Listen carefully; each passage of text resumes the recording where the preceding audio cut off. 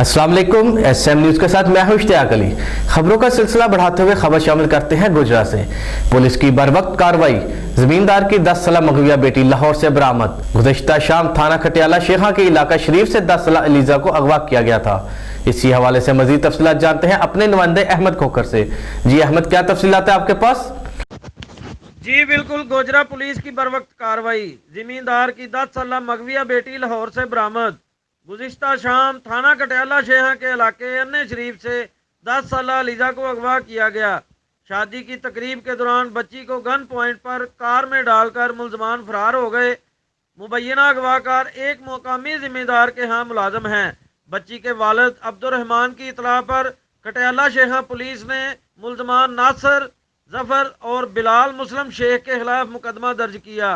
मुकदमा के इंदराज के बाद मुकामी पुलिस ने SHO थाना कटियाला शेहा अरमगान मकसद की क़यादत में जदीद टेक्नोलॉजी की मदद से मुलजमान का ताक़ुब किया।